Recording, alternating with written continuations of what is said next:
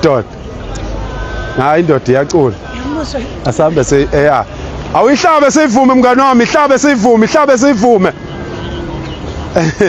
Yensizwa. Wensizwa. Sizwa. Ibuye ziqhaye phela izingwenye.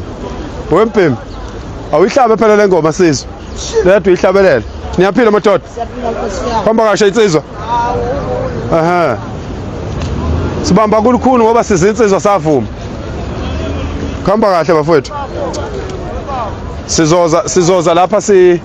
sinilethele impahla sobe singanedeleli kodwa ngokwesintu niyezwa bafowethu ngokwesintu impahla mayingasakweneli awuyilahli noma uma impahla ungasayisebenzisi awuyilahli kuthiwa ukushiyela kuyisizulu akuyona inhlamba akukhona ukwedelela akukhona ukubukela phansi impahla eziphilayo engisengayigqoka kodwa ngenxa ukuthi seyiningi asikho isidingo sokuthi ngize ngiyoyishisa sizonicelela kumphakathi wonke sizoza nje nazo umuntu abone okumfanelayo abone usize wakhe senzele ngoba kumakhaza kulezi insuku ingane zakwethu niyezwa ya sizoza ke sizonibona cishe lapha komhla ka3-4 August kungenzeka sibe ngapha sizoqinisekisa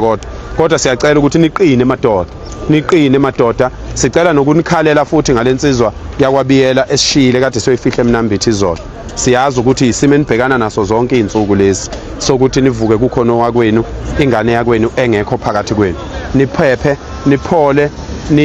uNkulunkulu niqhubeke nokuthandaza ukuthi uNkulunkulu agcine sitakulile kulesi simo niyezwa bafowethu kuzolunga weingane zakwethu mina ngiyanigarantela sisaphila sonke kuzolunga niyezwa kuzolunga bafowethu kuzolunga uNkulunkulu ukhona bafowethu ya ukhona uNkulunkulu social amazwe foreign nationals esibonayo kunabantu besifazane balana okukhulu kakhulu le ndawo iphakathi edrobheni mfowethu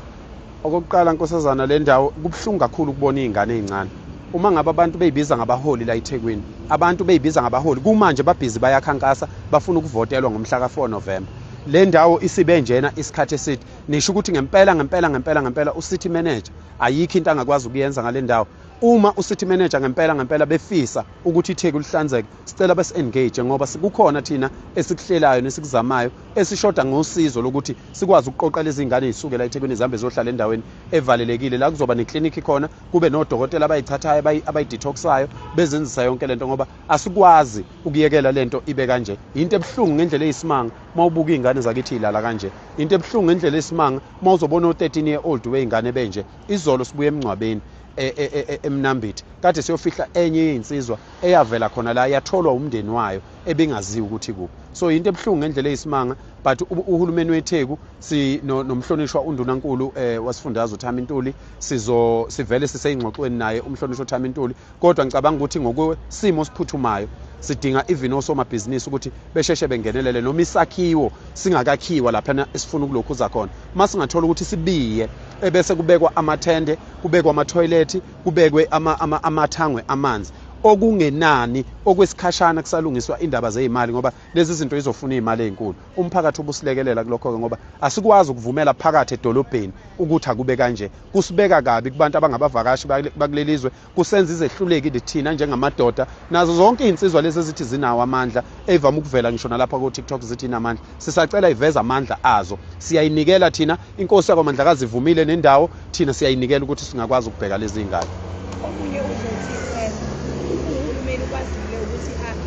abantu bangaphandle benenkinga washeshisa wabafakela itendo laba ke 600 million for one day 600 million bafowethu for one day we only need 50 million to build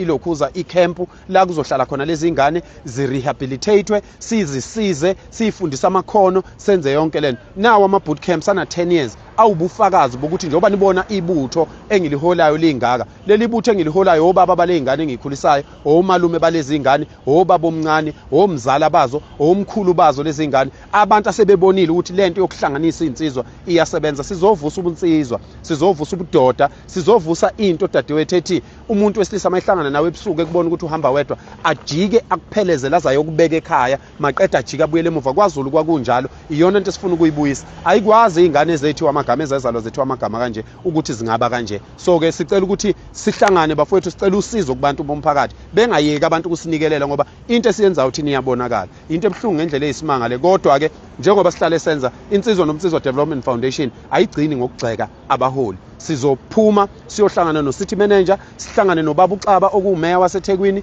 sicela ukuthi akube kwenziwa okuncane kokuthi kususwe lezi ngane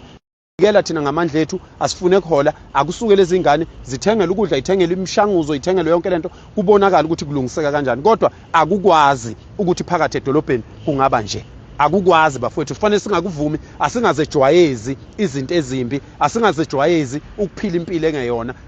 asingagcini sifuna amavoti kubantu kufuna much aware that there are a lot of illegal foreigners that are here and they are also if you see all these guys that are carrying backpacks are the ones that are selling drugs to our people and if people need a reason why I am advocating for illegal immigrants to leave this country it's because of this situation if you need any answer of why I am every day fighting for South Africans and fighting the illegal immigrants in this country this is the reason just have that as a reason and we don't even have to say you can look at that you can look at this young man here and you can say this is why we are saying so all these guys you see here carrying backpacks are the ones that are selling drugs here and we are very much aware that there are illegal foreigners here who are disguising as